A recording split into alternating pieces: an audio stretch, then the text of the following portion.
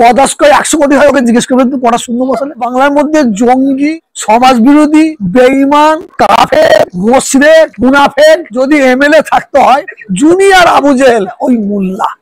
মমতা ব্যানার্জি যদি ওই বদমাইশটাকে টিকিট দেয়, আমি আমি আপনাদের এই সোশ্যাল মিডিয়ার মাধ্যমে বলছি, যদি ও টিকিট পায়, টিকিট পাবে কি না পাবে এটা মমতা ব্যানার্জির দায়িত্ব, কিন্তু ওকে যদি টিকিট দেওয়া হয়, আমি আপনার সোশ্যাল মিডিয়ার মাধ্যমে আমি চ্যালেঞ্জ করে বলছি, ভাঙড়ে ক্যানিংয়ে শওকত মোল্লা অনেক মায়ের কোল খালি করবে।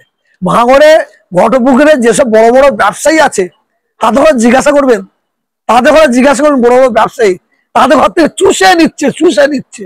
ভাঙড়ে ফের নতুন করে মমতা ব্যানার্জিকে সাজাতে হবে, আরাবুলের কথা ভাবতে হবে, ওখানে জুলফিকার ভাইয়ের কথা ভাবতে হবে, কাইজারের কথা ভাবতে হবে, ওদের নিয়ে ফের বসতে হবে মুখ্যমন্ত্রী মমতা ব্যানার্জিকে, নতুন করে ভাবতে হবে। কেন ও হচ্ছে খুনি, আমি বলি না, ওখানকার মানুষ বলছে খুনি।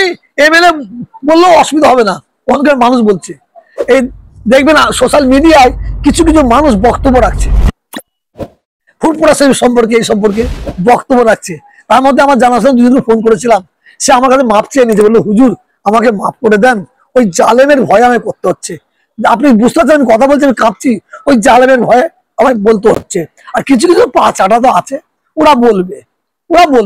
তবে আমি বলছি, ভাঙড়ের জন্য, ক্যানিং এর মানুষের জন্য আল্লাহ তাআলার দরবারে দোয়া করি, দোয়া চাই ভাঙড়ের মানুষ, ক্যানিং এর মানুষ যেন শান্তির সঙ্গে বসবাস করতে পারে।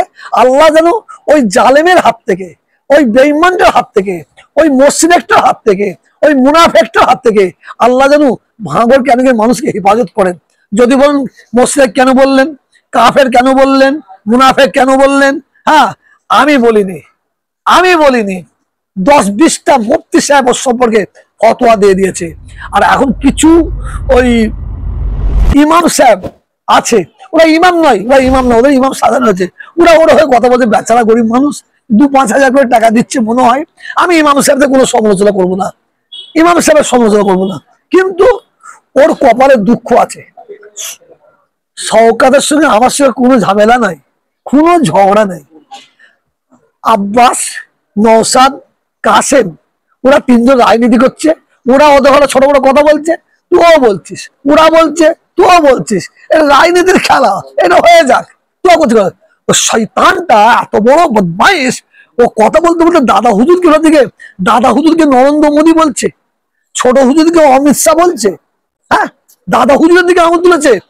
ক্যানিং এর ভাঙড়ের যারা সর্ষে পরিমাণ দাদা হুজুরকে ভালোবাসে, ওই কমবক্তাকে ক্ষমা করবে না, বলে মনে করি।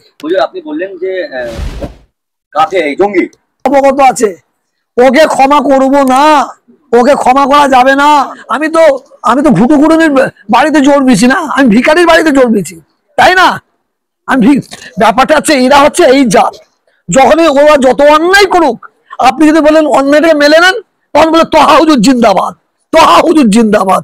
আর যখন ওরা অন্যায় করবেন, আমি যদি প্রতিবাদ করি, বলে তহা হুজুর মুর্দাবাদ। এইটা আমি করতে পারবো না। আমার গায়ে ন্যায়ের রক্ত আছে, অন্যায়ের রক্ত নাই, ন্যায়ের রক্ত আছে। অন্যায় করলে বলবো, আর নাই করলে বলবো। ওরা এখন ওদের কাছে ওই কাচিম ভালো হয়ে গেছে, কাচিম ভালো হয়ে গেছে। হ্যাঁ, কিছুদিন আগে ওকে কত কি বলেছে, আর মানে এরা এমন একটা জাত, এদের ঘরে এরা অন্যায় করলে চুপ করে বসে থাকেন। তাহলে আপনি হচ্ছেন, আপনার মতো হুজুর আর নাই, আর এরা অন্যায় করবে, আপনি চুপ করে থাকেন,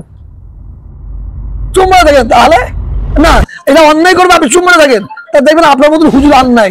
আর এরা অন্যায় করবে, আপনি প্রতিবাদ করেন, তাহলে আপনি দুশ্মন।